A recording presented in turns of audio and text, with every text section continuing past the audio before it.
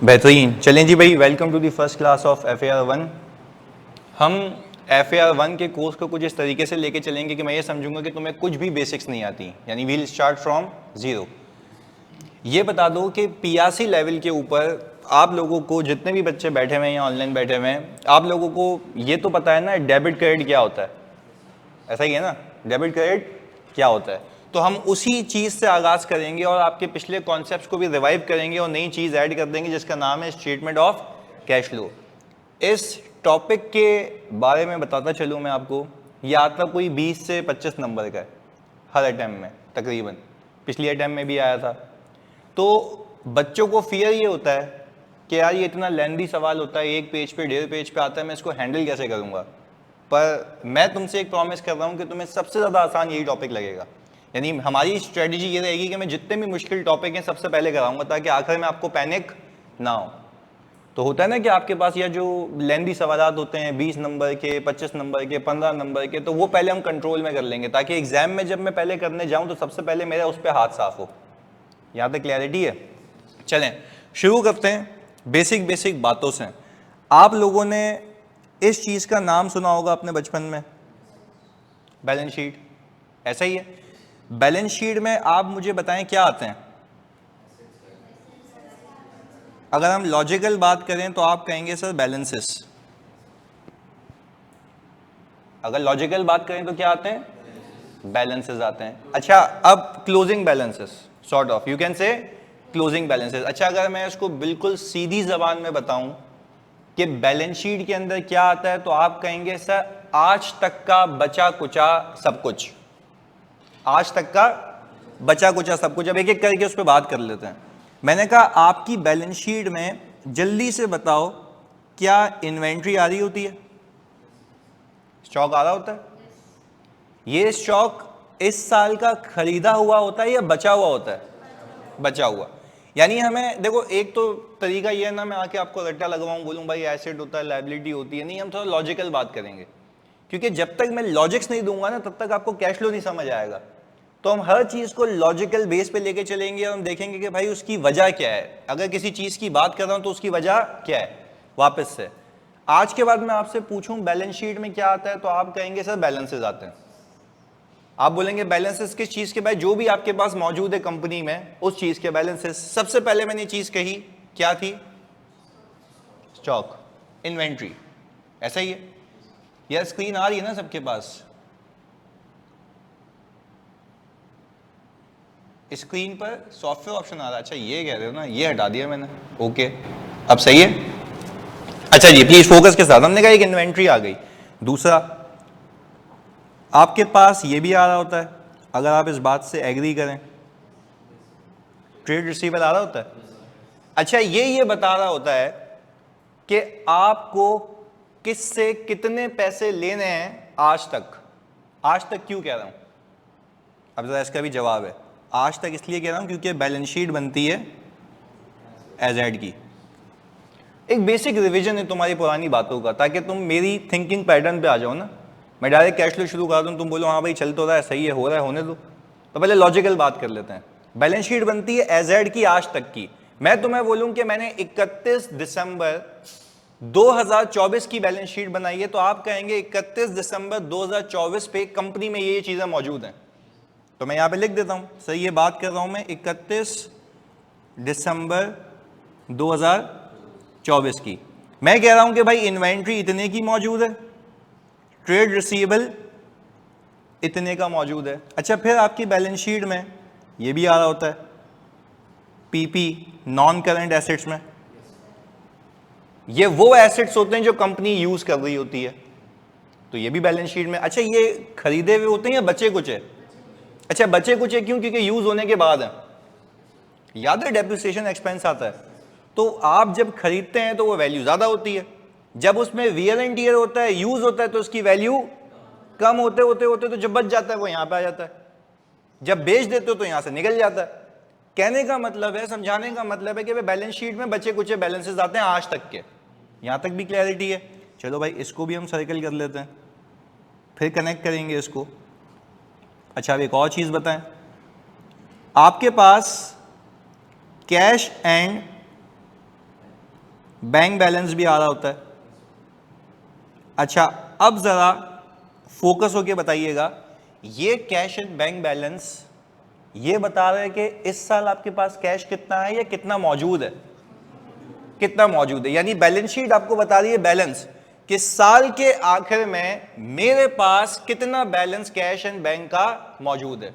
Sir simple लंबी किए बगैर कहना, बैलेंस शीट बताती है आज तक के बैलेंसेस, क्योंकि वो बनती है एजेड पे, वो बनती है एजेड पे। यहां तक क्लैरिटी है, पक्की बात है। चलो जी ओके, समझ आ गई बात। हमने कहा देखिए फिर से दूसरी बला लिखी हुई, ये क्या है, प्रॉफिट और लॉस। अच्छा, अब अगर हम ये बात कहें तो इसमें कोई दो राय नहीं है कि प्रॉफिट और लॉस बनता है फॉर द ईयर, मतलब एक साल में कितना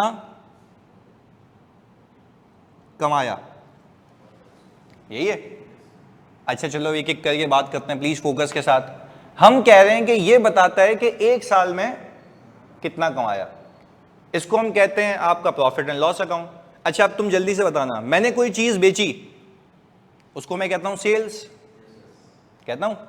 अच्छा वो आज तक की सेल है या इस साल की सेल है, वापस से साथ साथ। हाँ देखो मैं अगेन रिपीट कर रहा हूं, there would be no logic behind it. मैं कैश फ्लो शुरू करा दूं, पहले आपको फर्क सिखाना है मुझे, balance sheet, PNL, cash flow, फिर वहां से मैप करूंगा पूरा, क्योंकि ऑब्वियसली मैं ईवाई में आईएफआरएस डेस्क का पार्ट हूं, तो मुझे एक उसकी ना बेसिक बातें बताएं। तो हम बिल्कुल लॉजिकली चलेंगे ताकि आप एक साथ हो जाएं फोकस के साथ। वापस से प्रॉफिट और लॉस बनता है फॉर द ईयर का। आपने पूरे साल में जितना भी माल बेचा वो आज तक की बेचने वाली चीज होगी या फॉर द ईयर की होगी, इस साल कितना कमाया। भाई अगर फॉर एग्जांपल मैं दुकान भी चलाता हूं तो मैं दुकान जब सुबह खोलूंगा और रात को बंद करूंगा तो मैं देखूंगा एक दिन में कितना कमाया, तो वो हो गई फॉर द पीरियड की सेल। ऐसा ही है, जब मैं सारे पैसे जमा कर लूं 2 साल के 3 साल के, तो मैं बोलूंगा आज तक कितना कमाया, वो कहां पड़ा हुआ होगा बैलेंस शीट में। आपके बचपन के कॉन्सेप्ट को थोड़ा सा रिवाइज करते हैं।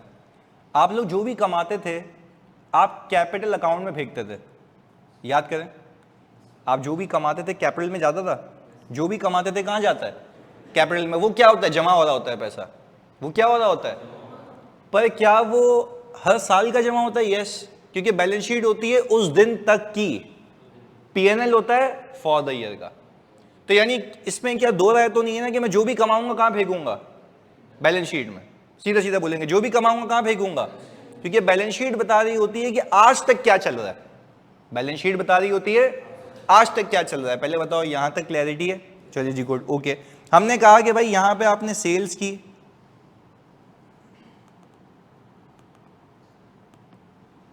आपने कहा भाई आप जो सेल करेंगे वो यहां आ जाएगी, जो माल बेचेंगे जिस पे कॉस्ट लगी है वो यहां आ जाएगी, इसको हम कहेंगे ग्रॉस प्रॉफिट।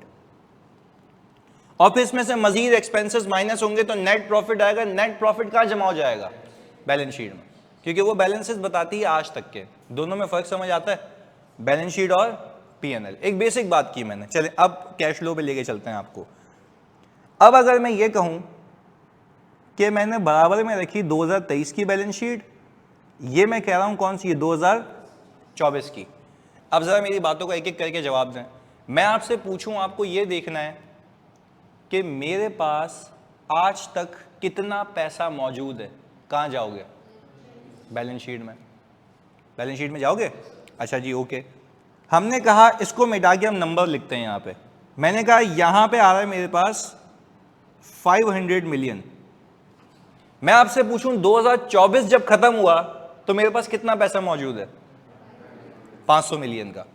अच्छा, और मैं कहूं आपको जब 2023 खत्म हुआ था तो मेरे पास कितना बैलेंस मौजूद था, आप क्या कह रहे हैं, 300 मिलियन।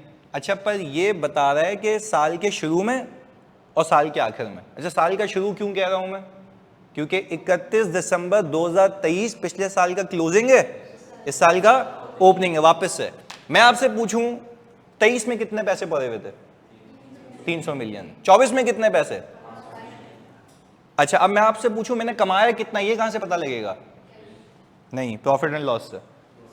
ये कंफ्यूजन नहीं हो ना तभी सिखा रहा हूं, ये कंफ्यूजन ही दूर करो ना तभी सिखा रहा हूं बेसिक बातें। वापस से मैं आपसे पूछूं आज तक पैसा कितना मौजूद है कहां से देखूंगा? बैलेंस शीट से। मैं बोलूं 1 साल में कितना कमाया कहां से देखूंगा? पीएनएल से। बस ये सीधी सीधी बात है। पर समझने की बात ये थी, शेयर होल्डर ने कहा, शेयर होल्डर मतलब कंपनी का मालिक, कंपनी का मालिक कह रहा है भाईजान ये जो 500 मिलियन पे कैश उठ के आया है कहां से? 300 मिलियन से। कहां से पैसा आया, कहां लगाया, ये तो मुझे कहीं भी नहीं दिख रहा। इस बात को समझे, बड़ी अहम बात है, उसमें हल्की सी भी कंफ्यूजन है तो आपने हाथ क्या अभी मुझसे पूछना है वापस से। ओपनिंग कैश कितना है? 300 मिलियन। क्लोजिंग कैश कितना है? 500 मिलियन। हम ये कह सकते हैं सिर्फ समझने के लिए कि मेरे पास जो नेट इनफ्लो है कैश का वो कितना है? 200 मिलियन। अच्छा, नेट इनफ्लो का मतलब है कि 200 मिलियन मेरे पास नेट है। इसका मतलब ये है कि पूरे साल में पता नहीं कितने पैसे आए होंगे, कितने पैसे गए होंगे, नेट कितने बचे जो जमा होकर आखिर में 500 बन गए। तो कंपनी के मालिक को ये विजिबिलिटी नहीं है पैसा कहां से आया और कहां गया। साथ साथ बोलोगे पैसा कहां से और कहां। इसी चीज के लिए बोला गया कि आप एक कैश फ्लो की स्टेटमेंट बनाएं। क्या बनाएं? कैश फ्लो स्टेटमेंट बनाएं जो ये बताएगा कि पैसा आया कहां से, गया कहां पे। देखो अगर कोई आपसे पूछे नेट पैसा कितना आया तो आप बोल दोगे 200 मिलियन आया, वो तो देख के समझ आ रहा है ना नेट पैसा कितना आया है, 200 मिलियन। पर मैं आपसे ये पूछूं बैलेंस शीट को देख के ये बता सकते हो कि कस्टमर से कितना पैसा आया, सप्लायर को कितने पैसे दिए, पीपी कितने के खरीदे, कोई लोन लिया, कोई कैपिटल इशू किया, ये कोई भी विजिबिलिटी यहां पे नहीं है। तो वो कहां पे होगी? स्टेटमेंट ऑफ कैश फ्लो में। पहले बताओ मकसद समझ आया कैश फ्लो बनाने का? मैंने सिर्फ मकसद बताया, अभी मैंने कोई कैश फ्लो शुरू नहीं किया, मैं सिर्फ समझा रहा हूं कि कैश फ्लो बनता क्यों है। तो हम सबसे पहली बात अपने पास ये दिमाग में फिक्स करते हैं, कैश फ्लो बनाया जाता है कैश के इनफ्लो और आउटफ्लो को दिखाने के लिए।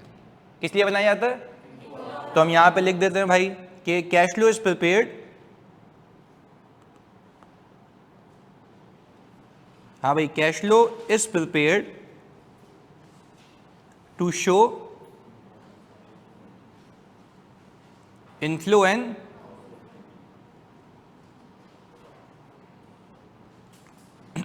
पहले बताओ ये बात समझ आई? अच्छा चलो आज के बाद मैं आपसे पूछूं वापस से मेरी तसल्ली के लिए, आपके पास आज तक कितना मौजूद है कहां मिलेगा? 1 साल में कितना कमाया कहां मिलेगा? पीएनएल। पैसे कितने आए, कितने गए, किसको दिए, कहां से आए, ये कहां से पता लगेगा? तो बैलेंस शीट से भी तो पता लग रहा है, नहीं लग रहा? बैलेंस शीट से भी क्या पता लग रहा है? सिर्फ डिफरेंस, नेट कितने आए, पर कितने पैसे कहां से आए थे, कितने अखराजात हुए, तो ये बचे होंगे 200। ये नेट इनफ्लो है, इसमें कोई इंफॉर्मेशन अवेलेबल नहीं है। बट अगर मैं इंफॉर्मेशन देखना चाहता हूं तो मुझे क्या बनाना आना चाहिए? Statement of cash flow. जल्दी से इसको कॉपी करें फिर आगे लेके चलते हैं। सिंपल ऐसे ही, yes, details are in cash flow, बिल्कुल ऐसा ही है।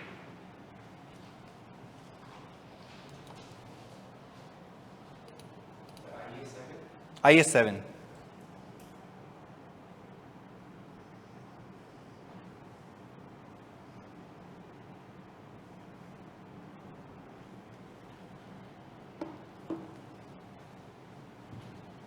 सिलेबस कब कंप्लीट होगा? अभी तो शुरू भी नहीं हुआ भाई।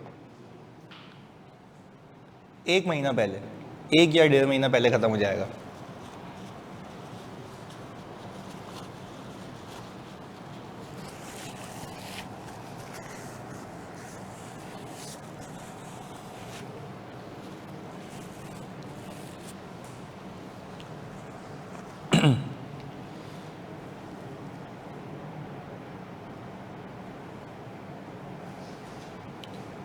अच्छा, जैसे एमन ने पूछा sir balance sheet simply inflow show करेगा, डिटेल्स नहीं। देखो बैलेंस शीट आपको ये बताएगा कि आज तक कितना पैसा मौजूद है, और अगर पिछली बैलेंस शीट के बैलेंस को इस बैलेंस शीट के बैलेंस से कंपेयर करोगे तो आपको सिर्फ चेंज पता लग जाएगा कि या तो पैसा आया है या तो पैसा, पर वो नेट होगा। कहाँ से आया था, कितना लगा, ये कोई भी इंफॉर्मेशन नहीं होगी। Abdullah Malik sir, are you a CA? मतलब बोलना नहीं चाहिए, पर I am the youngest senior manager of EY, तो ऐसी बात है सीए किया हुआ ना, बीकॉम के बेस पे तो नहीं किया होगा यार।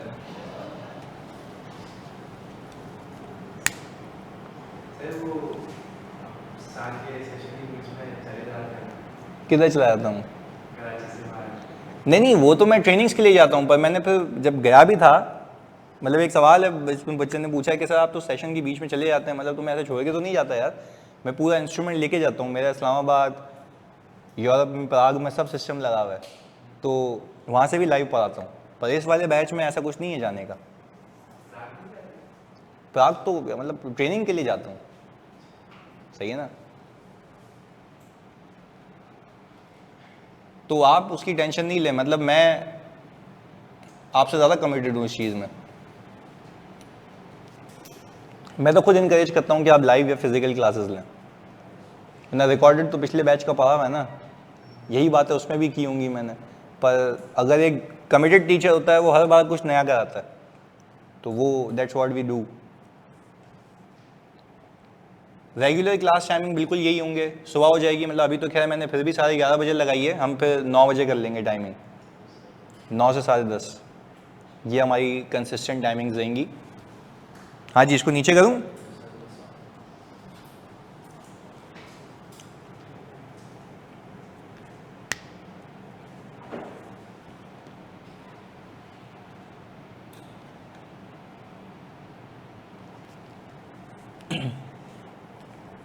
यार मेजॉरिटी बच्चे ऐसे होते हैं कि जो मुझसे और सर अहमद दोनों से पढ़ते हैं, ताकि उनका कोर्स ना 2 महीने पहले ख़त्म हो जाता है। पर अगेन इफ़ यू वांट कि आप किसी एक टीचर से पढ़ना चाहें तो बेशक, कोई मसले वाली बात नहीं है।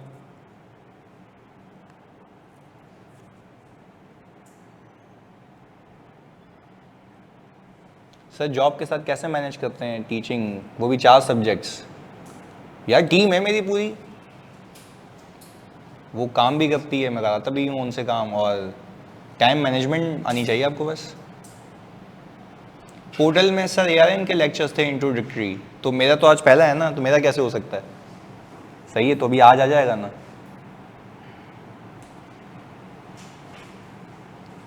असाइनमेंट्स बिल्कुल प्रोवाइड करेंगे रोज़ के रोज़ बेसिस पे, आप घर जाएंगे उससे पहले असाइनमेंट आ जाएगा।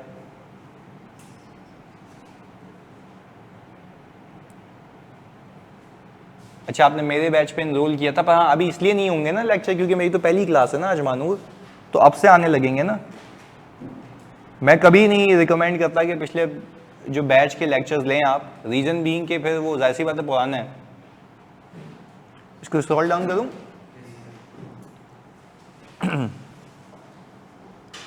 हाँ जी, कैश फ्लो का पहला मकसद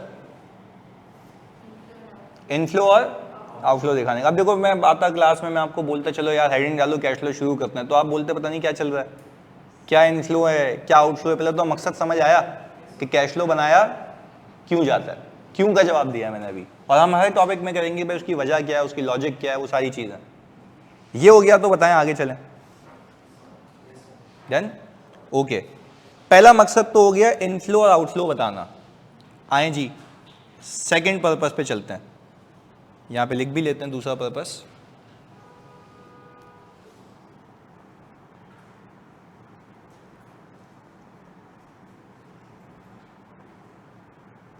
टू रिकंसाइल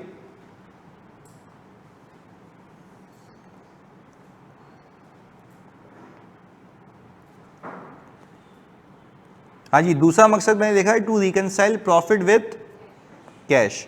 ये वाली बड़ी अहम बात है जो हमें पूरे कैश फ्लो में तंग भी करेगी, जो मैं तंग करने नहीं दूंगा, हम बिल्कुल बेसिक से उठाएंगे और लॉजिकली समझा देंगे। वापस से आपसे आज की क्लास के बाद कोई चलते हुए पूछे कि भाई कैश फ्लो क्यों बनाते हो, तो आप बोलेंगे भाई क्योंकि पैसे कितने आए, कहाँ से आए, कितने गए, कहाँ गए, ये बताने के लिए। पहली चीज़ तो क्लियर हो गई। अब कैश फ्लो बनता कैसे वो तो अलग बात है, वो तो सिखाना शुरू ही नहीं किया मैंने। दूसरी वजह यह है जो कैश फ्लो बनाने की है, वो ये है कि भाई वो कहता है कि आप अपने प्रॉफिट को कैश के बैलेंस से रिकंसाइल करें। मतलब उर्दू जबान में कमाना अलग बात है, पैसा आना अलग बात है। इसकी एग्जांपल देता हूं। भाई आप लोगों ने एडमिशन लिया, सही है जी, किसी ने आधे पैसे दिए, किसी ने पूरे पैसे दिए, पर जिसने आधे पैसे दिए वो कह रहा है मैं इंस्टॉलमेंट में बाद में दे दूंगा, तो मैं रेवेन्यू तो पूरा बुक करूंगा ना, बाकी क्या हो जाएगा, रिसीवेबल। बाकी क्या हो जाएगा, रिसीवेबल। कहने का मकसद ये है कि जब कंपनी का मालिक ये देखता है कि भाई इतने सारे एडमिशन्स हो गए, मेरी कमाई इतनी है, पैसा इतना है। तो कमाई और पैसा सेम बात है या अलग अलग हो सकता है? हो सकता है कि जो आपने कमाया उसमें से कुछ पैसे रिसीव ना हुए हों, तो वो क्या होंगे? रिसीवेबल। वो क्या होंगे? रिसीवेबल। तो फिर उस चीज को केटर करने के लिए भी कैश फ्लो बनाया जाता है कि आप अपने शेयर होल्डर को या कंपनी के मालिक को यह बताएं कि भाईजान कमाना अलग बात है और पैसा होना, जो पैसे कमा लिए नहीं आए उसको रिकंसाइल करके दो। किससे रिकंसाइल करके दो? कैश। यानी आप प्रॉफिट रखेंगे ऊपर, आप बोलेंगे भाई इसमें ऐसे कितने पैसे हैं जो कि रिसीव, हटा दो उसको। तो क्या वो कमाई नहीं है? कमाई है भाई। आज अगर मैं दुकान चला रहा हूं कोई और मैंने एग्जाम्पल दे रहा हूं कि कोई भाई 50,000 रुपये की चीज़ें बेच दी और उसमें दोस्ती यारी भी है, जिसमें से 10,000 मुझे लोगों ने कहा कि कल ले लेना, परसों ले लेना, तो मैं क्या कहूँगा? आज की कमाई कितनी है? 40 या 50? कमा तो लिए 50, अब रिसीव कब होंगे? बाद में। तो अब मैं कैश फ्लो लेके बैठूंगा तो क्या मैं ये कहूंगा कि भाई मेरे पास कैश भी 50 का है? तो मेरी कमाई और कैश में क्या है? फर्क है। तो कमाई को कैश के इक्वल लाने के लिए आपको क्या बनाना पड़ेगा? Cash flow. ये आपको ये बता रहा होगा कि भाई कितने पैसे कहां से आए और कितने पैसे आना बाकी हैं। तो वो सारी चीजें हम कैश फ्लो में केटर करेंगे। तो आज के बाद वापस से समरी, कैश फ्लो के कितने मकसद हो गए? 2। एक ये बताना कि पैसा आया कितना, कहां से आया, गया कितना, कहां गया, और दूसरा प्रॉफिट को रिकंसाइल करना है किससे? कैश के बैलेंस से। उसकी मल्टीपल रीजंस होते हैं, मैं एक एक करके समझाऊंगा। क्लैरिटी है? दूसरा वाला लॉजिक भी लिख लो इसका, ताकि हम फिर आगे चलें एग्जाम्पल पे। डन? आगे जी। अच्छा भाई, अब आपकी बेसिक को रिकॉल करते हैं वापस से। इन्वेंट्री, आपने अज्यूम करें आपने इन्वेंट्री परचेस की, तो आपने एक एंट्री बनाई होगी, इन्वेंट्री डेबिट, कैश क्रेडिट। अच्छा, ये इतनी अहम एग्जांपल है, मैं आपको ये बेड के साथ कह सकता हूं पूरे पाकिस्तान में आप किसी का कैश फ्लो उठा लो, क्योंकि मुझे इसकी बेसिस पता है। मैं ये दिमाग में फिक्स कर दूंगा अगर आपने मेरी लॉजिक पिक कर ली। आपको कुछ याद करने की नीड नहीं है, 1.5 पेज का सवाल होगा, आपसे 15 मिनट में हो जाएगा, और पूरे 20 नंबर अंदर, जो कि इस बार भी हुआ था अटेम्प्ट में। तो कहने का मतलब है you have to be patient and you have to be logically applying things in your exam. तो लॉजिक के लिए मैं एंट्री वाइज चलूंगा, सही है? आपने इन्वेंट्री खरीदी, अज्यूम करें 50,000 रुपए की,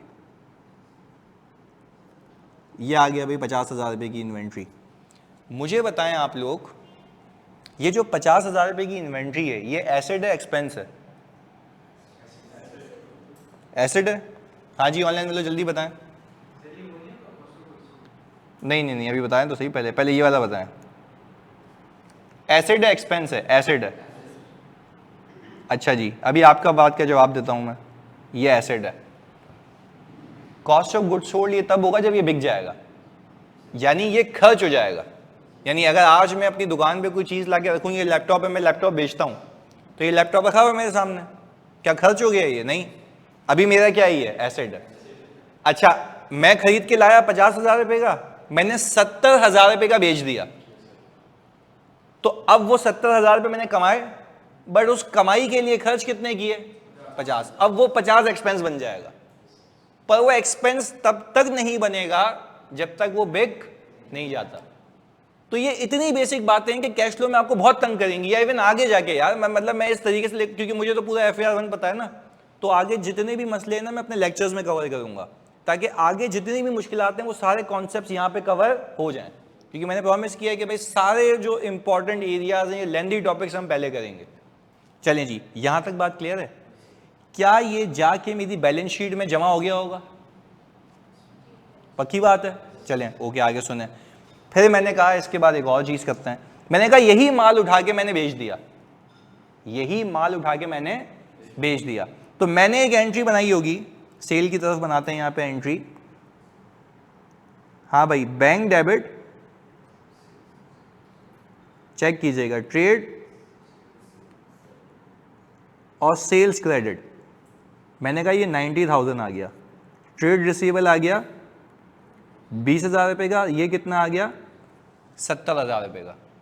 यहाँ तक कोई मसला? अच्छा देखो दो चीजें हुई हैं, अब फिर यहां पे एक और एंट्री बनाऊंगा मैं, जरा फोकस होके देखिएगा।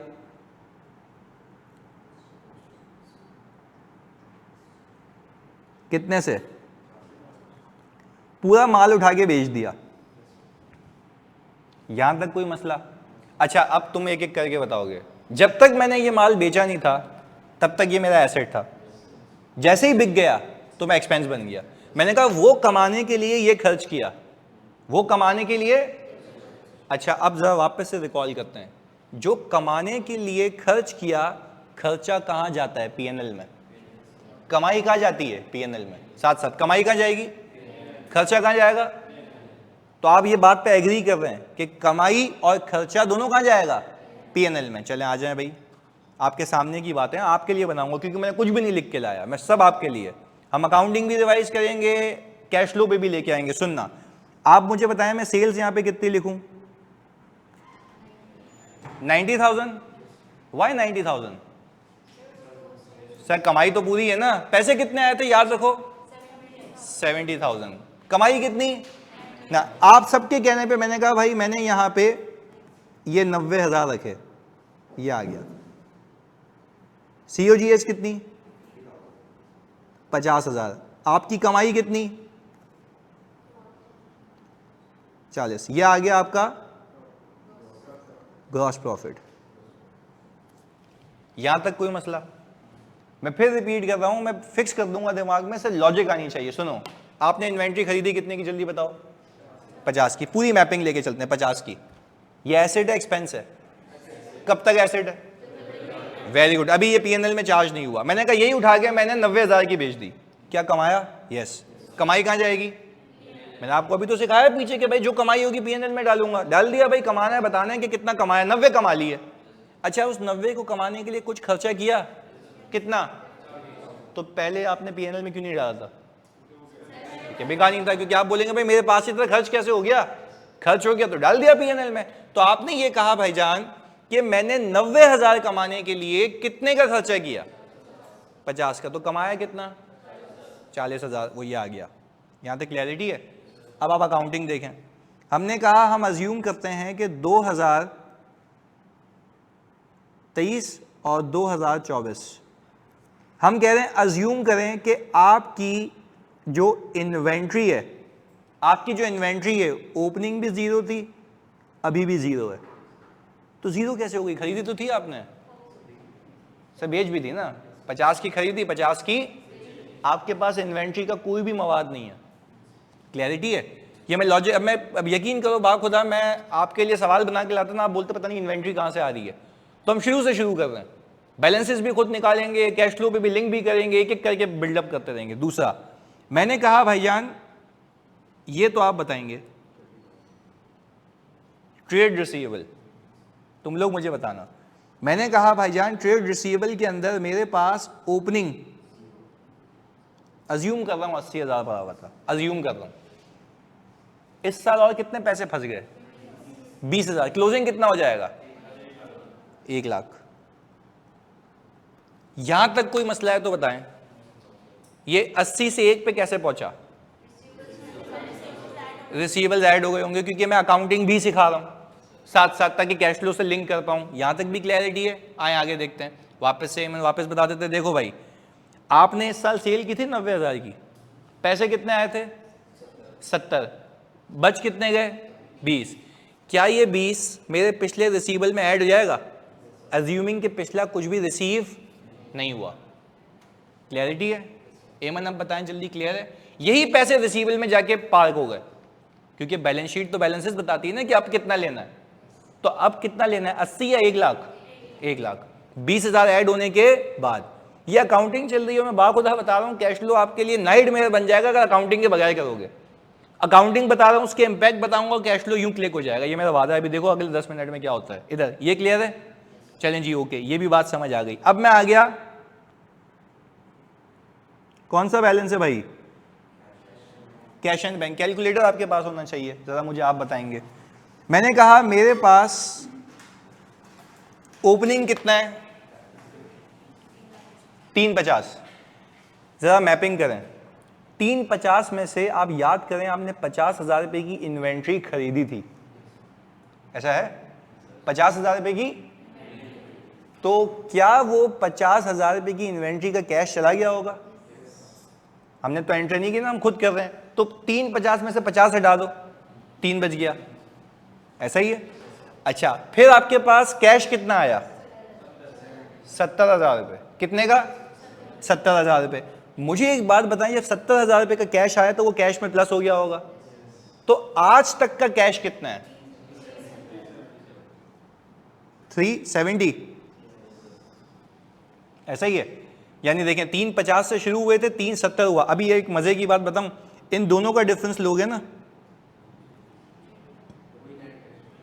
तो आपके पास, प्लीज सुनना, देखो वापस से 350 था, 50 गए, आए कितने? 70। तो भाई 50 गए, आए 70, तो 70 कहां से आए? जो बेचा था माल उससे आए। अच्छा मुझे बताएं, आपके पास नेट कितना दिख रहा है? 20,000 रुपए, ऐसा ही है। इसको हम कह रहे थे नेट कैश इनफ्लो। ये कहां से दिख रहा है? बैलेंस शीट से। अच्छा, अब पूरी मैपिंग वापस से करते हैं। जल्दी से बताना है मुझे, मेरी तसल्ली के लिए, इन्वेंट्री खरीदी कितने की थी? 50 की। बेची कितने की? 90 की। उसमें से पैसे कितने आए? 70। ये भी बात समझ आ गई। अच्छा, जो पैसे आने से रह गए वो रिसीवेबल में पार्क हो गए। और जो कैश की मूवमेंट थी, 350 से शुरू हुए थे, 350 में से 50 माइनस किए, 70 ऐड किए, यहां पे आ गया। अच्छा, प्रॉफिट कितना दिख रहा है? 40,000 रुपए का। अच्छा, अब मैं बना रहा हूं स्टेटमेंट ऑफ कैश फ्लो। सबसे पहले आप यहां पे लिखते हैं प्रॉफिट बिफोर टैक्स। कितना? 40,000 रुपए। कितना आ रहा है? 40,000 रुपए। अच्छा भाई, अब जरा फोकस होकर देखिएगा, समझिएगा बात को। मैं यहां पे देख रहा हूं कि 40,000 रुपए आ रहा है, जबकि मेरा नेट कैश इनफ्लो कितना आ रहा है? देखो भाई, अब शेयर होल्डर बोल रहा है, कंपनी का मालिक बोल रहा है, भाई मुझे नहीं समझ आ रहा है क्या चल रहा है कंपनी में। कमाई तुम बता रहे हो कितनी है? 40। वापस से, कमाई तुम बता रहे हो कितनी है? 40 की है। यहां तक क्लैरिटी है? कमाई कितनी बता रहे हैं? पैसा आता हुआ कितना दिख रहा है? 20। तो यार ये तो समझ ही नहीं आ रहा यार, तुम लोग बता सकते हो? बता सकते हो? कुछ पैसे फंस गए थे, सोचो। रिसीवेबल फंस गया था, कितने से? तो आपको पता है स्टेटमेंट ऑफ कैश फ्लो, देखो दिमाग में कैसे फिक्स होगा। Statement of cash flow IAS 7 ये कहता है, when ever your receivable increases deduct it from the cash flow.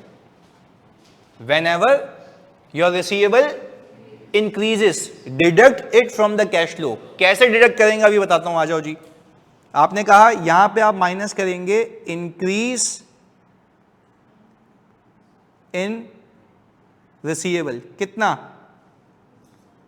कैसे इंक्रीज निकाला आपने? सर आप एक सिंपल काम करें ना, बैलेंस शीट में जाके देखें, इन दोनों को कंपेयर कर लें। आपका बैलेंस 80 से किस पे आया है? 80 से किस पे आया है? इसका मतलब समझते हो?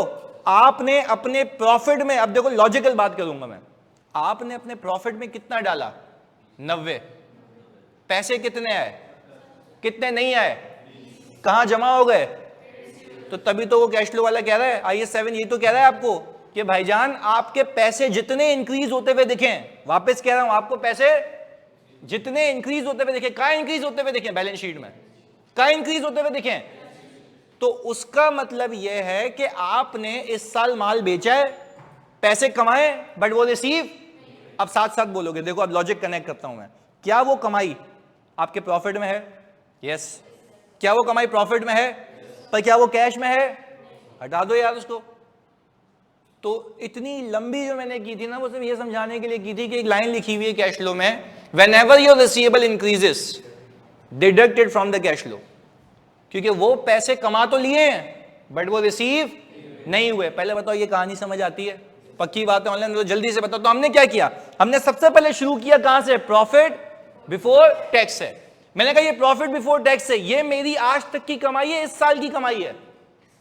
आज तक की, इस साल की, इस साल की कितनी की कमाई है? अच्छा, अब उसको थोड़ा सा ना मैं चेंज भी करता हूं, अपने जार्गन्स को भी चेंज करूंगा। क्या मैं कह सकता हूं मैंने अपने बिजनेस से 40,000 कमाए? ऑपरेशंस है ना, खरीदना बेचना, खरीदना बेचना क्या ही है? ऑपरेशंस।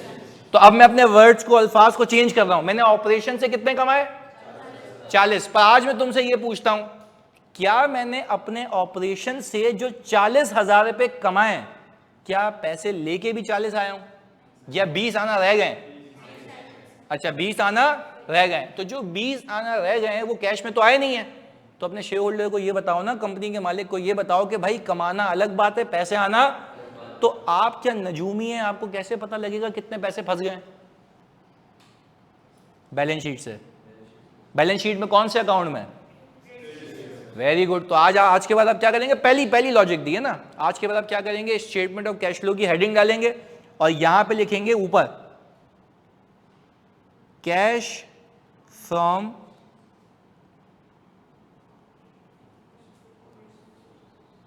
Operating activities. यानी मैं ये अपने शेयर होल्डर को बताना चाह रहा हूं कि मैंने जो अपने ऑपरेशन से पैसे कमाए हैं वो कितने आए कैश की मद में। तो जल्दी से मुझे बताओ, प्रॉफिट बिफोर टैक्स उठाया, वो पूरी कंपनी का प्रॉफिट है आज तक का, एक साल का, एक साल का। अच्छा अब तुम लोग मुझे बताओगे लॉजिकली, क्या कमाई और कैश सेम बात है? अलग अलग है। पहली वजह क्या है? रिसीवेबल। पहली वजह क्या है? रिसीवेबल। तो आप मुझे बताएं, हम क्या नजूमी हैं, हमें पता होगा कितने पैसे नहीं आए, कहां जाके देखूं? वेरी गुड, बैलेंस शीट में। बैलेंस शीट में जाके देखूंगा, ओपनिंग को कंपेयर करूंगा क्लोजिंग से। ओपनिंग कितना था, क्लोजिंग कितना है? लग रहा है कि पैसे फंस गए। कितने पैसे फंस गए? तो अब लॉजिक भी लगाई, मैंने कहा यार 20,000 फंसने का मतलब है कि इस साल सेल किए ज्यादा, पैसे आए, तो कितने पैसे फंस गए? ये रहा। अब तुम अल्लाह को हाजिर नाजिर जान के बताओ, मैं तुम्हें डे 1 पे आता, अभी आता खाली क्लास में, और मैं बोलता माइनस कर दो, तुम्हें कभी समझ आती बात नहीं? पर एंट्री से समझ आया कि सेल की, पैसे जमा हुए, इन्वेंट्री आई, तो समझ आ रहा है कि ये यहां पे चिपका हुआ अमाउंट। क्लैरिटी है? तो अब सबसे पहले कैश फ्लो का मकसद क्या है, जल्दी बताओ? इनफ्लो और आउटफ्लो दिखाना। दूसरा मकसद क्या है? रिकंसाइल करना। तो अब देखो ना, यहां पे जैसे ही आपने इसको माइनस किया तो आपके पास यहां पे आ गया कैश फ्रॉम ऑपरेशंस। कितना जी? तो अब ये उससे मैच है, ये इससे मैच है। पहले मैच क्यों नहीं था? पहले तो सर ट्रेड रिसीवेबल, तो हमें पता ही नहीं था कि क्या कॉन्सेप्ट होता है। अब क्लियर है? तो अब हमने कहा कि भाई वापस से प्रॉफिट उठाएंगे। प्रॉफिट में हो सकता है कि कोई मसला हो। अच्छा, मसला इन द सेंस कि कोई एरर नहीं होगा, मसला ये होगा कि उसमें कुछ पैसे ऐसे होंगे, कुछ कमाई ऐसी होगी जो कि रिसीव। और आप खुद तसव्वुर करो यार, आपने जब सेल की थी 90 की थी, क्या वो 90,000 पीएनएल में गए थे? हाँ या नहीं? तो आपका प्रॉफिट हो गया 90 पे। पर आप मुझे बताएं, क्या उस 90 के अगेंस्ट में कैश भी 90 आया है या 70 आया? कितने बच गए? कहाँ चले गए? रिसीवेबल में। तो रिसीवेबल से ही देख लेना। तो आपको एग्जामिनर ऐसे एंट्री नहीं बनवाएगा। एंट्री तो मैं सिखा रहा हूं, पर एंट्री इसलिए सिखा रहा हूं ताकि लॉजिक समझ आए। क्लैरिटी है? तो हम सबसे पहले क्या करेंगे, प्रॉफिट उठाएंगे। प्रॉफिट के नीचे लिखेंगे हेडिंग कैश फ्रॉम। अब हम उसको अपने शेयर होल्डर को बता रहे हैं, मालिक को बता रहे हैं कि भाई मैं ऑपरेटिंग एक्टिविटीज, अपने ऑपरेशन से कितना पैसा आया वो तो मैं निकाल के दे रहा हूं। तो शेयर होल्डर बोल रहा है भाई तो प्रॉफिट ही तो कैश होगा, क्या वो सही कह रहा है? नहीं, क्यों क्यों गलत कह रहा है वो? क्योंकि सर कमाई अलग है, पैसा आना अलग है। तो मुझे अगर ये देखना है कि क्या कोई प्रॉफिट और कैश में डिस्पैरिटी है, तो मैं कहां चला जाऊं? बैलेंस शीट में। बैलेंस शीट में रिसीवेबल अगर इंक्रीज होते हुए देखें, व्हाट डज इट इंडिकेट? कि अब इसको उर्दू में बोलते हैं कि सेल हो गई, पैसे नहीं आए। और भी सही करें, कमाई हो गई, पैसे नहीं आए। तो कमाई हो गई तो पीएनएल में चली गई, तो प्रॉफिट ज्यादा है, नीचे कैश, तो क्या करेंगे, इसको माइनस कर देंगे। क्लैरिटी है? कॉपी करें इसको जल्दी से यहां से।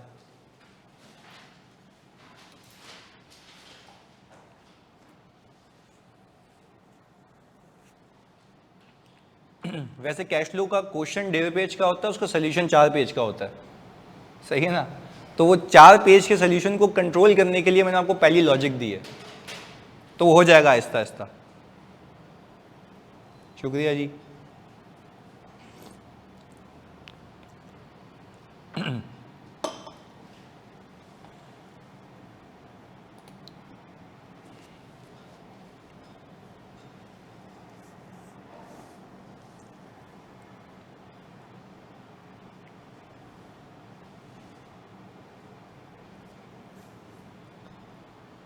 नीचे कर लूं?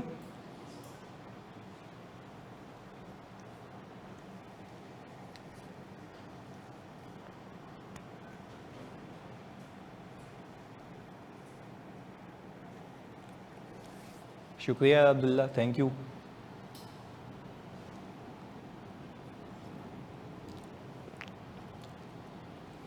अच्छा, again while you guys are writing, सच बताओ कॉन्सेप्चुअली क्लियर है? मतलब आपको इतनी सी भी कोई इफ एंड बट्स होना कि यार सर ये वाली बात लॉजिक नहीं बनती। मतलब एक तो ये ना मैं बोलूँ IFRS में लिखा हुआ है, तो वो कुरान तो नहीं है जो मतलब यकीन कर लोगे कि जो है सही है। IFRS है ना, इंसान ने लिखी है, तो उसके पीछे क्या होगी? लॉजिक। तो आप लॉजिक पूछेंगे मुझसे, सर बोले भाई ये नहीं समझ आ रहा सर, मुझको दूसरी लॉजिक दे, तीसरी एग्जाम्पल दे, चौथी दे, पांचवी दे। मैं खुद कह रहा हूँ आई am the part of IFRS desk, मुझसे बेहतर नहीं बता सकता तुम्हें। और ये सेल्फ ऑब्सेशन में नहीं बता रहा, मेहनत की है इसलिए बता रहा हूँ, सही है? तो ये बात याद रखिएगा बस। सर पोर्टल पर कंप्लीट लेक्चर आएंगे, वहाँ जाकर लिख लें। अच्छा, मानूर कह रही हैं कि सर अगर हम वहाँ पे जाके लिख लें, देखो मेरा एक फंडा है मतलब पढ़ाने का, मैं बोलता हूँ जब तुम क्लास से उठो ना तो घर पे जाके नोटिंग नहीं करनी हो, सारी की सारी नोटिंग आज तो, वरना फिर आप कितना ही एब्जॉर्ब कर लोगे। जब तुम लिखते हो ना तो तुम्हारी वो बात फिक्स हो जाती है। तो सारी बातें जो मैं कह रहा हूँ, जो एग्जाम्पल्स कह रहा हूँ, वो लिख लिया करें आप, सही है?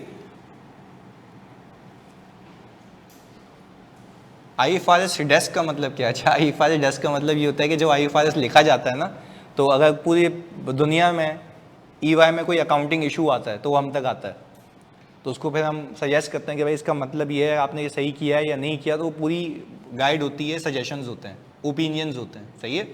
ये है IFRS डेस्क का मतलब। ऊपर कर लें, ये आ गया ऊपर।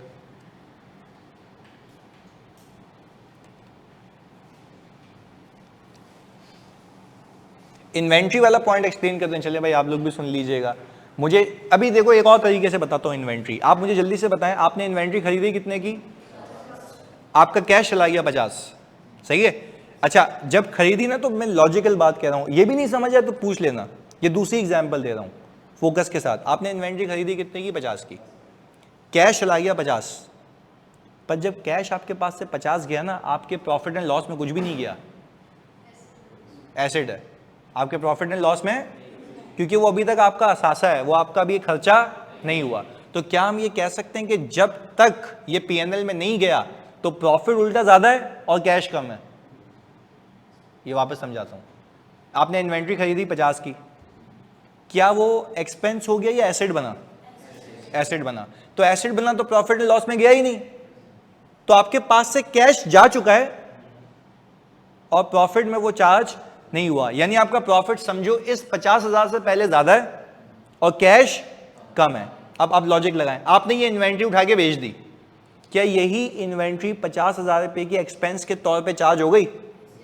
अब लॉजिक देखें, 50,000 एक्सपेंस में भी आ रहे हैं, 50,000 कैश में भी आ रहे हैं, वो भी माइनस ये भी माइनस, दोनों रिकनसाइल्ड है, कोई पंगा नहीं है। पहले बताओ यहां तक क्लैरिटी है? मैं तभी तो कह रहा हूं अकाउंटिंग समझो तो तुम्हें कैश फ्लो समझ आ जाएगा। हम वहां बचपन में रट्टा तो लगा के आते हैं, चल भाई कैश जब इन्वेंट्री फेंकी COGS। अच्छा, एक बच्चे ने मुझे कहा ना कि भाई ये तो COGS है, तुम लोगों ने क्या सीखा है पता है? Opening plus purchases minus closing is equal to COGS। ये सीख के आए हो ना भाई, ओपनिंग प्लस परचेजेस, इसको क्या कहते हैं? Cost of good available for sale. इसमें से क्लोजिंग माइनस करो तो COGS आ गया। वो भाई उसकी लॉजिक तो समझ लो कि जो माल बेचने के लिए मौजूद था, जिसमें से बच गया, बाकी क्या हुआ? बिक गया।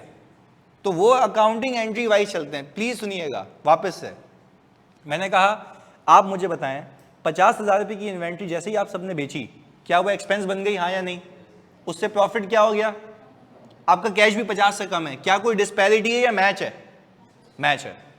अब आए सेल पे, सेल कितने की हुई? 90 की। तो प्रॉफिट में कितना? 90, कैश में कितना? 70। कितने का फर्क आ गया? 20 का। तो मैं कह रहा हूं पेपर में इतना टाइम तो नहीं होगा एंट्रियां सोचोगे, ये तो मैंने सिखाया। पेपर में देखो भाई, प्रॉफिट उठाया, देखो कोई रिसीवेबल तो इंक्रीज नहीं हो रहा। अच्छा, रिसीवेबल इंक्रीज हो रहा है मतलब ये सेल हुई है और पैसे माइनस कर दो भाई। पर लॉजिक है उसके, अब तुम्हारा दिमाग चल रहा होगा हाँ यार ये हुआ होगा, सेल में गए होंगे पैसे जो कि कैश में रियलाइज, तो प्रॉफिट में आ गए, कैश में नहीं है, मैं क्या करूंगा? माइनस कर लूंगा। तो क्या मेरा प्रॉफिट और कैश बराबर हो जाएंगे? पक्की बात है, क्लैरिटी है? अब बताओ क्लियर है निहाल? जल्दी से, हाँ जी जल्दी बताओ।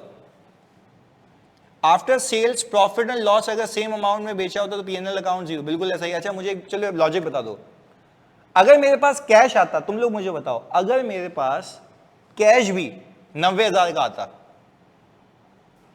तो क्या कोई एडजस्टमेंट होती? क्यों नहीं होती? नहीं, अब सुने वापस से, अगर आपने अज्यूम करें 90 की चीज बेची होती, सही है, तो लॉजिक लगाते हैं, सेल कितने की हुई? 90 की, कैश कितना आया? प्रॉफिट में भी पॉजिटिव, कैश में भी पॉजिटिव, नो डिफरेंस। क्लियर है? यहां तक क्लियर है? सेल्स की बात कर रहे हैं, सेल्स कितने की? 90 की, तो प्रॉफिट में 90, कैश में 90, कोई फर्क नहीं है। दूसरा कॉन्सेप्ट, इन्वेंट्री खरीदी कितने की? 50 की, कितने गए कैश में से? 50। पीएनएल में चार्ज कितने हुए हुए? 50, कोई डिफरेंस नहीं है, तो फिर ये एडजस्टमेंट भी नहीं होती। तो सर आप ये कहें ना कि एडजस्टमेंट तब होगी जब कुछ पैसे फंस जाएंगे। ये एडजस्टमेंट कब होगी? जब कुछ पैसे फंसे ही नहीं, तो जितना प्रॉफिट है उतना ही कैश है, तो कोई फर्क। हाँ, 40 का प्रॉफिट होगा, 40 का ही कैश होगा, तो कोई मसला ही नहीं है। तो क्या आपको रिकंसाइल करवाने की नीड है? अच्छा यूं कहें और आसानी के लिए, अगर कोई डिफरेंस नहीं है ना, तो जो प्रॉफिट फ्रॉम ऑपरेशन है वही कैश फ्रॉम ऑपरेशन है। मानते हो? देखो यहां पे क्या है, यहां पे जल्दी से मुझे बताएं आप लोग, प्रॉफिट फ्रॉम ऑपरेशन कितना है? 40। लॉजिकल, पहली क्लास है, लॉजिकल बात कर लेते हैं। मैं ये भी नहीं कर रहा कि आओ आगे चलते हैं, इसको प्लीज फोकस होकर सुनिएगा। मैंने कहा कोई आपसे पूछे आपने अपने बिजनेस से कमाया कितना है? 40, ये आपके सामने 40 प्रॉफिट। मैं आपको बोलूं आपने ऑपरेशन से पैसा कितना लाए हो? 20, तो ये फर्क क्यों है? रिसीव नहीं हुआ भाई, सीधी सी बात है, वही तो माइनस करके दिखाएं। मैं कह रहा हूं अज्यूम करो, तसव्वुर करो ये 20 के पैसे नहीं फंसते तो क्या होता? कोई एडजस्टमेंट नहीं होती, तो फिर हम ये कहते हैं कि जो प्रॉफिट फ्रॉम ऑपरेशन है वही कैश फ्रॉम ऑपरेशन है। कहानी समझ आई? तो this was the reason behind कि हम कैश फ्लो बना रहे हैं। अब इसको कॉपी करें, जल्दी से आ जाएं।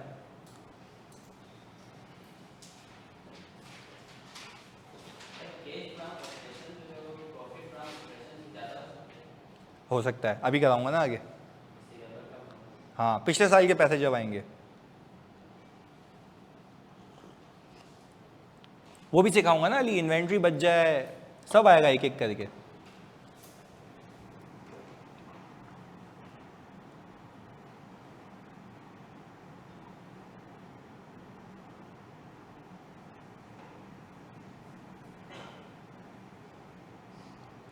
लास्ट पॉइंट बता दूं जो 3 मिनट में बता देंगे। लास्ट पॉइंट मैंने ये बोला कि अगर आप पहले मानो ये बताओ कि आपका प्रॉफिट फ्रॉम ऑपरेशन कितना है, जल्दी बताओ लिख के। What is your profit from operation मानूर, जल्दी बताएं। आपने अपने ऑपरेशन से यानी बिजनेस से कितना कमाया? 40,000, ये रहा, ऐसा ही है। ओके, 40,000 प्रॉफिट से कमाया। मैंने कहा आपसे मैं पूछूं, हाँ वेरी गुड, अब आपसे मैं पूछूं मानूर कि आपने जब प्रॉफिट फ्रॉम ऑपरेशन यानी ऑपरेशन से 40,000 रुपये कमाए, तो क्या आपके पास कैश भी 40,000 रुपये आया? नहीं। उसमें से कितने पैसे फंस चुके हैं आपके? 20, आपने माइनस कर लिए। तो हम कह रहे हैं कि कोई आपसे पूछे आपने कमाया कितना ऑपरेशन से, आप बोलेंगे 40। कोई आपसे पूछे ऑपरेशन से पैसे आए कितने, आप बोलेंगे 20, क्योंकि 20 आने से रह गए। यहां तक क्लियर है मानूर? ये मैंने बात इनको बताई बच्चों को रिवीजन में। फिर मैंने एक और बात सिखाई इनको, मैंने कहा आप तसव्वुर करें कि ये रिसीवेबल नहीं होता, तो फिर हम क्या कहते हैं, जो प्रॉफिट फ्रॉम ऑपरेशन है वही कैश फ्रॉम ऑपरेशन है। तो कैश का डिफरेंस भी 40 दिख रहा होता और प्रॉफिट में भी 40 होता, तो कोई मसले वाली बात ही नहीं है, सभी इक्वल है। क्लियर है? तो ये वाली बात बताई मैंने। ओके, जब रिसीवेबल रिसीव हो जाए तो क्या होगा भाई, वो तो फिर अगली कहानी है ना, पहले एक कहानी तो एब्जॉर्ब करें फिर अगली कहानी पे चलेंगे। इन्वेंट्री में 0 क्यों लिखा है? क्योंकि हमने कहा ओपनिंग कुछ भी नहीं थी, तो जो खरीदी वो कहाँ गई?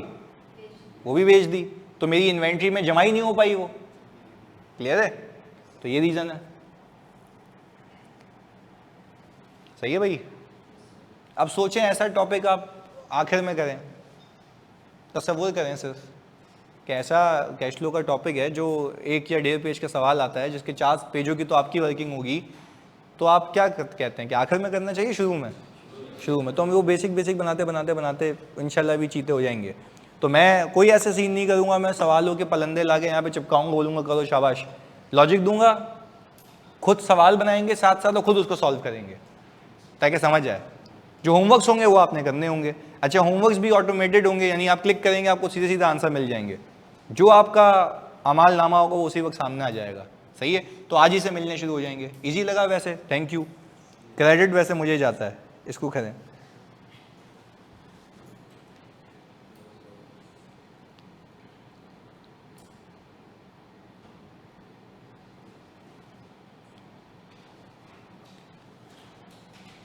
इवन अगर रिसीवेबल रिसीव ना हुआ, वो तो हमने किया ना अभी केस, कि अगर पैसे रिसीव नहीं हुए तो हमने माइनस करा दिए।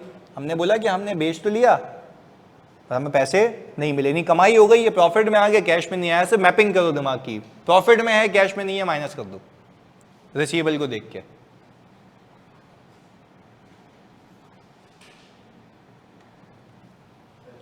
स्क्रॉल डाउन करें जी। हाँ, सेल से पहले तक परचेज को एक्सपेंस नहीं मान सकते ना, क्योंकि अगर आप वैसे भी सोचें, अगर फॉर एग्जांपल मैं लैपटॉप का कारोबार करता हूँ तो मेरे पास जितने भी लैपटॉप पड़े हैं, क्या मेरा एक्सपेंस है या एसेट है? एसेट है ना, क्योंकि मैं तो उसको बेच के वापस पैसे रिकवर कर सकता हूँ। और रिसोर्स, एसेट की डेफिनेशन क्या होती है? Resource control by the entity. तो वो रिसोर्स तो मेरी कंट्रोल में है ना। जब किसी और का हो गया तो मेरा कंट्रोल चला गया, तो जब कंट्रोल चला गया तो खर्च हो गया। सही है, ये मैचिंग कॉन्सेप्ट के लिए, यानी जब आप चीज बेचेंगे ना तो बोलेंगे इस बेचने के लिए ये खर्चा हुआ तो एक्सपेंस बनता है वो। सही है, मुझे पता है ना, देखो मैं करता क्या हूँ पता है, मैं जो पीआरसी के जो भी बच्चे होते हैं ना, ऐसे चलते फिरते, वो बोलते हैं सर कैसे हैं आप, ये वो तो मिल रहे होते हैं, मैं बोलता हूँ यार तुम्हें ये पता है चीज़ें, तो ये मुझे सारी बातें वहाँ से पता लगती हैं। बच्चों को सोचता हूँ ना सर सीओजी, मैंने कहा सीओजीएस क्या होती है बेटा? सर वो opening plus purchases minus closing. तो मैंने कहा सही कह रहा है भाई, opening plus purchases minus closing, पर उसको लॉजिक नहीं पता है कि क्लोजिंग के बाद माइनस करवाने के बाद सीओजीएस आती क्यों है। जो माल बेचा उसकी कॉस्ट है, बस ये समझाने के लिए। नहीं, टैक्स तो अभी डाला ही नहीं है हमने, सब बिफोर टैक्स है।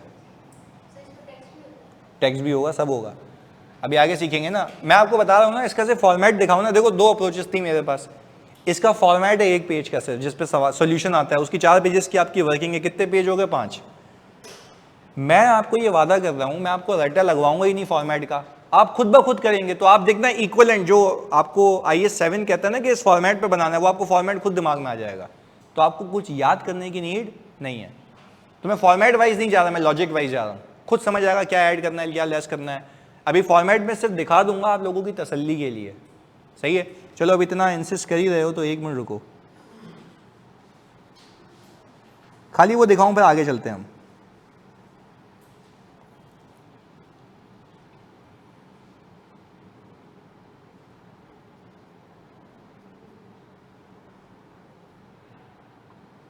अच्छा जी, हम आ गए इधर, ये रहा। हाँ भाई, ये सोल्यूशन होता है इसका, ऐसा अजीब सा है ना। तो मैंने तुम्हें पहले दिन दिखाया ही नहीं है ये, खाली इसमें ये देखते हैं। हाँ, सुकून से मुझे बताओ, ये cash flow from operating activities लिखा हुआ है? क्या मैंने बताई थी ये बात? यस, अभी बताई ना, ऑपरेटिंग एक्टिविटीज, ऑपरेशन से कितना आया। मैंने आपको रट्टा तो नहीं लगवाया, मैंने कहा आओ भाई यहाँ से शुरू करेंगे, ये याद कर लो, इसके बाद ये आएगा। नहीं, हमने कहा इसके बाद क्या लिखा हुआ है? प्रॉफिट बिफोर टैक्स लिखा हुआ है। अब ये सारी एडजस्टमेंट जो मैंने सिखाई नहीं है। अच्छा, अब ये देखना बच्चों, ये क्या लिखा हुआ है, एक एक करके। इंक्रीज क्या हो रहा है यहां से? माइनस हो रहा है। तो यार मतलब मैं वो टीचर ही नहीं हूं ना कि मैं आपको रट्टा लगवा दूं। मैं आपको क्या कह रहा हूं, मैं कह रहा हूं लॉजिकली बताऊंगा। समझ आ रहा है? प्रॉफिट में तो ये सारी चीजें कहां गई सर? एक एक करके आएंगी, और जैसे जैसे ये एक एक करके आपकी जिंदगी में आती रहेंगी, आपकी चीजें आसान होती जाएंगी, क्योंकि आपको सब समझ आ रहा होगा। तो बताओ क्या करें, इसको याद कर लें या लॉजिक वाइज चलें? Logic wise. इसको याद नहीं करना, ये मेरे लिए तो हराम है। आप बस इसको जब कर लेंगे ना तब एक बार देखिएगा, सही है, वो खुद हो जाएगा। क्लैरिटी है? तो हम फॉर्मेट को हटा के असल लॉजिक पे आते हैं वापस अपनी। क्लैरिटी है भाई? जल्दी बताओ ऑनलाइन वालों, आगे चलें। चलो भाई, अगला गेम। हमने कहा आप लोगों के लिए इसी को आगे कैरी फॉरवर्ड करता हूं, जो अभी साल क्लोज किया है ना, इसी को आगे कैरी फॉरवर्ड करता हूं। चलिए, आप मुझे ना, आपने कॉपी किया हुआ है तो मुझे आप प्लीज ये बताते हैं कि मैं अगर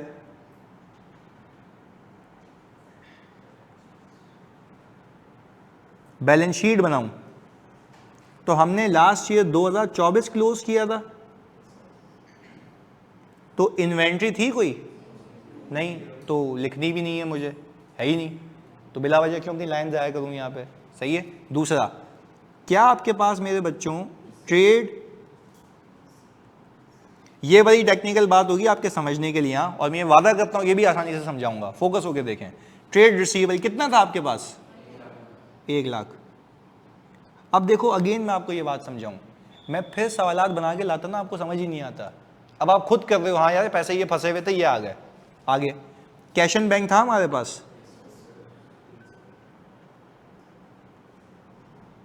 आपने कहा सर कैश एंड बैंक आपके पास है 370 का। सही है भाई। 2025 बना दूं या हम खुद बनाएं? भाई खुद बनाएंगे सर, ताकि समझ आए चीज़ें। आ जाओ जी। अब बहुत ही इंपॉर्टेंट चीज़ें बोलूंगा, तो बहुत ही विजिलेंस के साथ देखना, ताकि अकाउंटिंग भी आए, उसकी मैपिंग भी आए, उसका कैश फ्लो भी आ जाए। सही है। आ जाओ जी आगे। हमने कहा कि सर आप तसव्वुर करें कितने की इन्वेंट्री खरीदें, बताओ, कुछ भी बोल दो।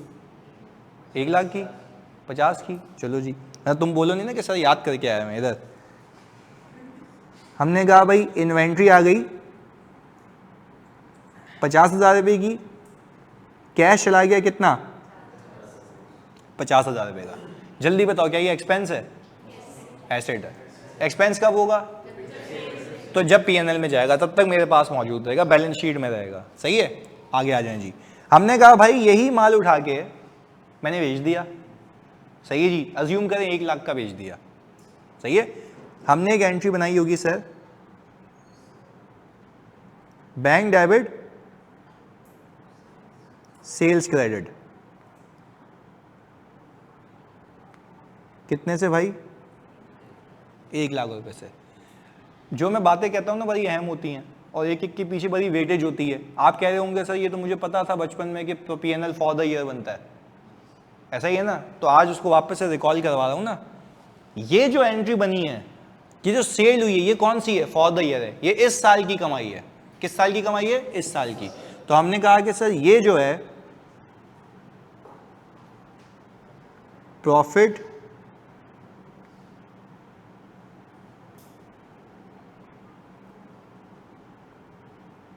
फॉर द ईयर 2025, या सेल्स दिखते हैं ना, सेल्स प्रॉफिट में ही जा रही है अल्टीमेटली, तो सेल्स फॉर द ईयर 2025 की। क्लियर है। अच्छा अब हुआ क्या, जैसे ही आपने ये माल बेचा आपको याद आया भाईजान वो माल तो निकालो जो इन्वेंट्री में रखा हुआ है, कहाँ फेंक दें उसको? एक्सपेंस में। खर्च हो गया ना, अभी ये कमाने के लिए खर्चा भी तो किया है। तो हमने कहा कि भाई आपने यहाँ पे COGS कितने से? 50,000 रुपये से। ऐसा ही है।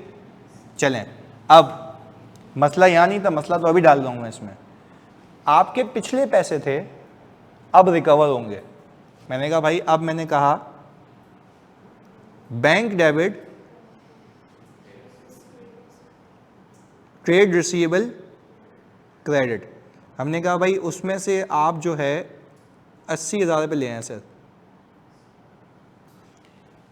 खुदा के वास्ते सोचना समझना फिर जवाब देना। मुझे बताओ ये जो 80,000 रुपये है जो आपको मैं दिखा रहा हूँ यहाँ पे, क्या ये इस साल की कमाई है? लास्ट ईयर्स की कमाई है। ईयर्स कह रहा हूँ, पिछले सालों की कमाई है जो रिसीव आज हो रही है। जो रिसीव यानी आप अज्यूम करें कि मैंने दुकान खोली, मैंने चीज़ें बेची, मुझे पैसे नहीं मिले। अगले दिन आया, अगले दिन मैंने चीज़ें बेची, मुझे पिछले दिन के पैसे भी मिल गए। तो क्या मैं ये कहूँगा कि जो पिछले दिन के पैसे मिले वो मेरी इस दिन की कमाई है? वो कमाई पिछले दिन की है, सिर्फ रिसीव आज हो रही है। फर्क समझ आया? तो हम ये कहते हैं, यहाँ पे लिख लेते हैं ताकि आपको फ्यूचर में याद रहे, this is recovery of receivable not earning of current year। यानी कहने का मतलब यह है कि ये पिछले सालों की कमाई है जो कि रिसीव कब हो रही है। चलो भाई ये भी सही है इधर, this is recovery of receivable not earning of current year. अच्छा आप जरा बात समझिएगा फोकस के साथ, आप अगर मुझे पीएनएल बनवा देना तो मैं मान जाऊंगा आप लोगों को वाकई चीजें आती हैं। इधर प्रॉफिट एंड लॉस अकाउंट बनाए, जल्दी से मुझे बताओ मेरे बच्चों सेल्स कितनी रखूं? 1 लाख रुपए। तो ये 80,000 रुपये क्यों नहीं रख रहे? सर वो तो पिछले साल, वेरी गुड, वो तो पिछले साल कमा चुका हूं ना, पिछले साल की कमाई में दिखा चुका हूं, इस साल की भी कमाई में दिखाऊंगा, पिछले साल की भी कमाई में दिखाऊंगा, कितनी बार हो जाएगा? कमा चुका हूं, सिर्फ रिसीव कब होगा? अब। तो यानी इसका प्रॉफिट से कोई ताल्लुक, इस 80,000 रुपये का प्रॉफिट से कोई ताल्लुक नहीं, तभी लिखा भी है कि वो अर्निंग नहीं है, वो सिर्फ रिकवरी है। इस बात को समझें। आगे लेके चलते हैं। हमने कहा भाईजान COGS भी बताएं 50,000। हमने कहा जब इसको सर इसमें से माइनस किया तो हमारे पास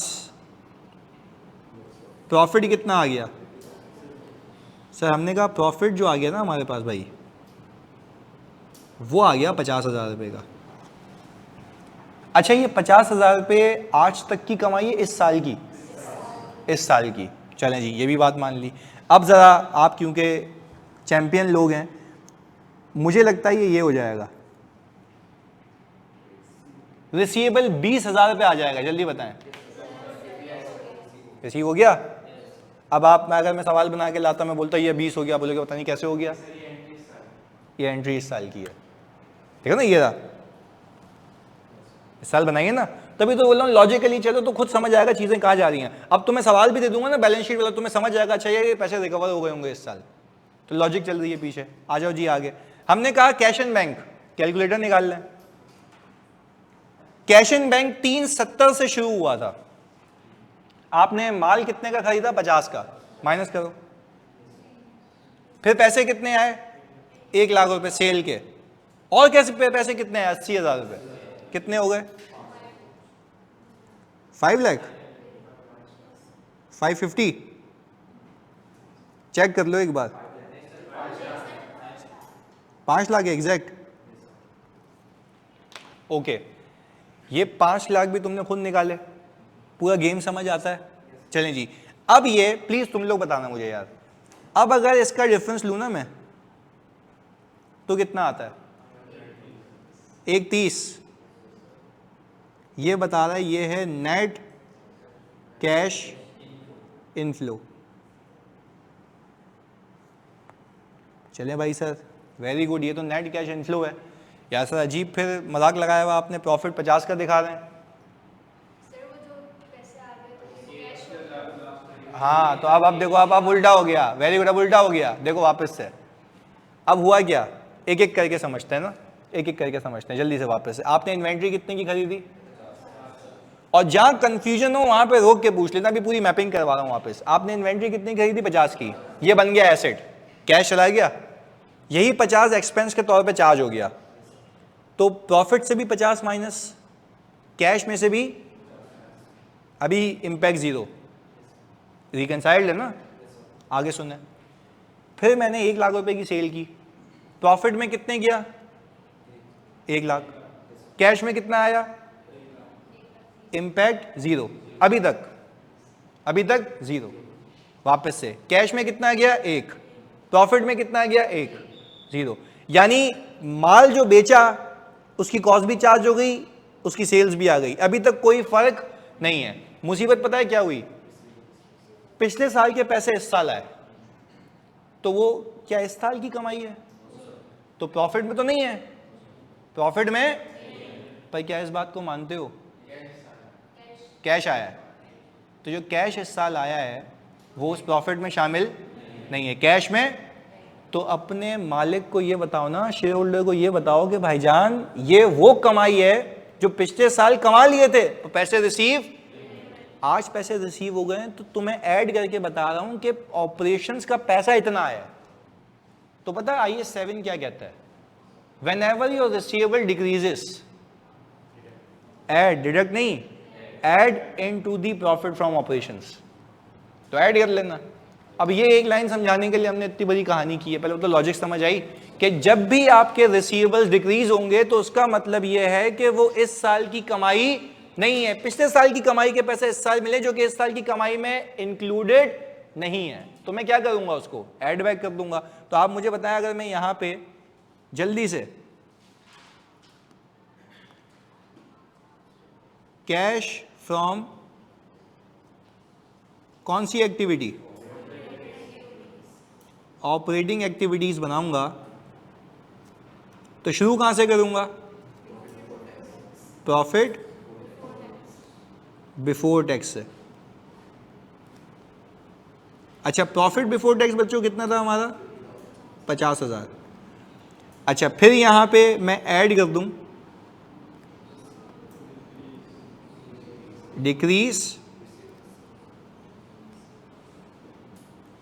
इन रिसीवेबल 80,000। अच्छा, हम नजूमी हमें पता होगा पैसे कितने से आ गए, सर बैलेंस शीट में जाएंगे, बैलेंस शीट में देखें रिसीवेबल आपको कम होता हुआ दिख रहा है, तो कम होने की लॉजिक है कि ये वो पैसे हैं जो कि किस साल की कमाई थी, मिल कब रहे हैं, जो इस साल के प्रॉफिट में शामिल तो हैं, तो ऑपरेशंस के पैसे ना, तो उसको बताओ ना कि भाई जो पैसे पिछले साल नहीं मिले थे वो इस साल, जो कि इस साल की कमाई में शामिल, क्योंकि कमाना अलग बात है, पैसे आना, तो अब लॉजिक है ना, जब कमाए थे नहीं मिले थे माइनस किए थे, जब आ गए तो ऐड कर रहा हूं, क्योंकि कमाई तो पिछले साल की थी। तो हमने कहा कि भाई यहां पे मैंने ऐड कर दिया डिक्रीज इन रिसीवेबल कितने से, तो मैंने अपने शेयर होल्डर को बताया कि भाई मेरे पास ये कितना आ गया, 130, इसको हम कहते हैं कैश फ्रॉम ऑपरेशंस। हाँ जी, कहानी क्लियर है। तो हमने दोनों कॉन्सेप्ट सीख लिए, एक तो रिसीवेबल इंक्रीज होंगे तो क्या होगा, एक रिसीवेबल डिक्रीज होंगे तो क्या होगा। अब आखिरी में before we conclude the class, जब आपके रिसीवेबल इंक्रीज होते हैं तो उसका मतलब क्या है, कमा लिए मिले नहीं, बस ये तुम्हारी जबान पे होना चाहिए, कमा लिए मिले नहीं है भैया बात। अच्छा, कमा लिए मिले नहीं तो मतलब कमाई में शामिल है, कैश में शामिल, क्या करेंगे, माइनस कर देंगे। उलट केस करते हैं, आपको रिसीवेबल डिक्रीज होता हुआ दिख रहा है, इसका क्या मतलब है, वेरी गुड, पिछले साल की कमाई के पैसे जो कि इस साल की कमाई में शामिल, ऐड कर दो, क्लियर है। तो आपका प्रॉफिट रिकंसाइल हो जाएगा किससे, कैश से। इसको कॉपी कर लें जल्दी से, अगला साल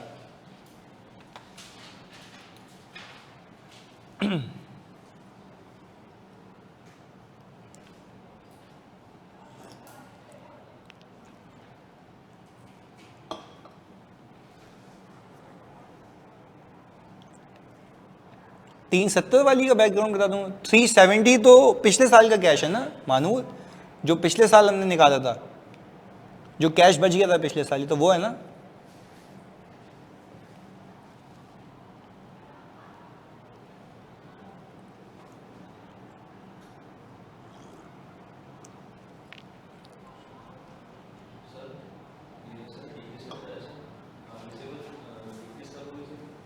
रिसीवेबल डिक्रीज तब होंगे जब आपको पिछले साल की कमाई के पैसे इस साल मिलेंगे, तो वो कैश में तो आ गए बट वो इस साल के प्रॉफिट में तो नहीं है ना, क्योंकि प्रॉफिट तो फॉर द ईयर का होता है, तो वो इस साल की कमाई तो है ही नहीं ना, कमाई में दिख रहे होंगे, तो नीचे कैश ज़्यादा हो गया होगा और कमाई, क्योंकि वो पिछले साल की कमाई थी जो रिसीव कब हो रही है, तो आप उसको ऐड करके बताओगे कि भाई इस साल की कमाई में मजीद ये कैश हो रहा है, ऐड कर देंगे।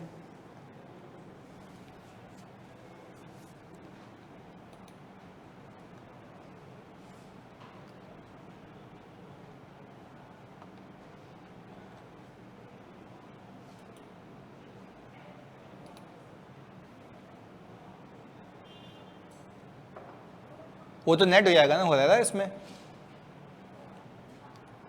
वो इसी में नेट हो जाएगा ना। भाई एक सवाल आया कि सर एक ही साल में पैसे आ भी रहे हैं जा भी रहे हैं, तो वो तो रिसीवेबल के बैलेंस में नेट हुआ होगा ना, तो अब नेट पोजीशन या तो बढ़ रही होगी या इंक्रीज हो रही होगी, वो सब उसमें एडजस्ट हो जाएगा खुद ब खुद। 5 लाख वाली बात बता दें, 5 लाख वाली कौन सी बात, मेरी बुक कहां से मिलेगी, अभी हम आपको बता देंगे। 5 लाख वाली कौन सी बात, ये वाली? अच्छा भाई कैलकुलेटर पे वापस कर लेते हैं, आप ये देख रहे हैं, मैंने अभी करवाया भी था, ये यहाँ पे लिख भी देता हूँ ताकि आप लोगों को कन्फ्यूजन नहीं रहे। 370 से शुरू हुआ था, 50,000 रुपये की इन्वेंट्री खरीदी, ऐसा ही है। फिर आपने क्या किया, इसमें 1 लाख रुपए ऐड किया और 80,000 रुपये ऐड किया, जो पूरा साल हुआ है। सही है, सही हो गया मिनाइल? क्लियर है ये बात? स्क्रॉल करते हैं, लिख लिया ना मैंने यहाँ पे। 370 माइनस 50,000 प्लस 1 लाख प्लस 80,000।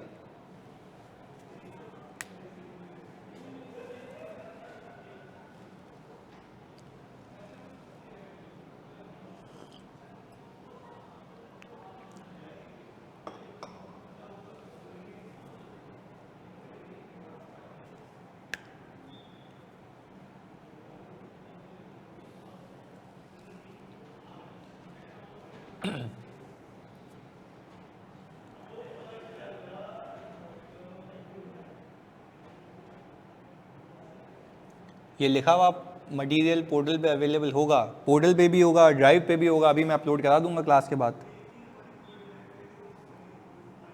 सही है,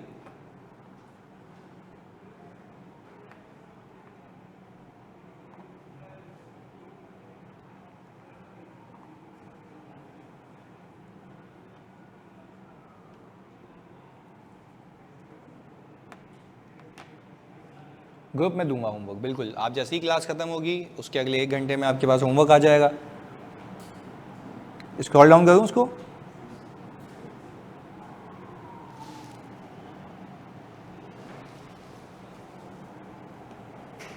एक 30 कैसे आ रहा है, कौन सा 130?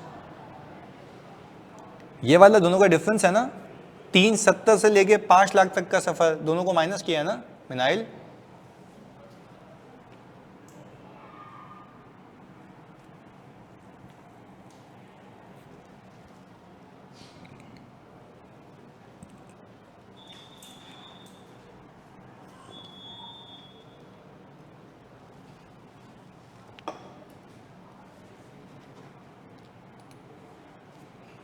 हाँ जी, चलें आगे।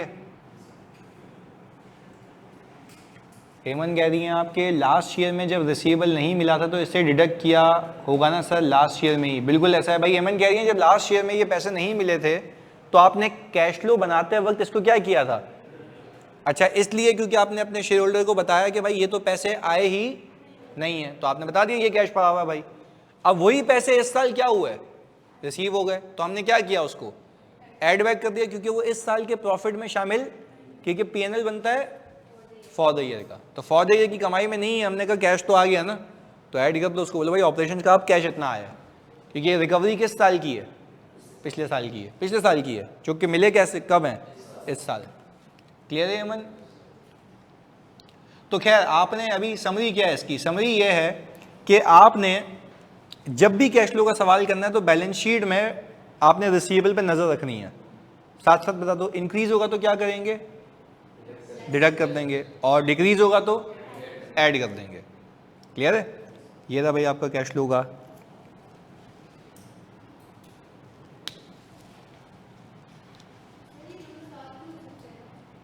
इंक्रीज और डिक्रीज, हाँ वही तो पूछा था इन्होंने कि इंक्रीज और डिक्रीज साथ होंगे तो वो ऊपर नेट हो जाएंगे ना।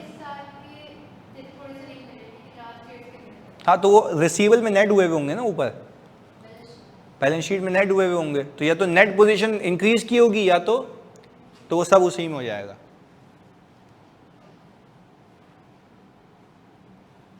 रिसीवेबल अगर कभी मिले ही नहीं तो राइट ऑफ हो जाएगा, उसके क्या करना है वो आगे सिखाते हैं।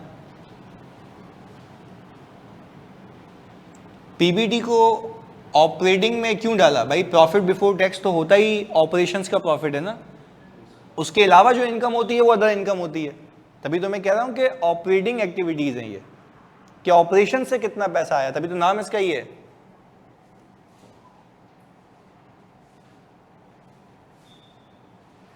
बिल्कुल ऐसा है अली। चलें इस क्लास को यहां तक रखते हैं, मिलते हैं अगली क्लास में। Please make sure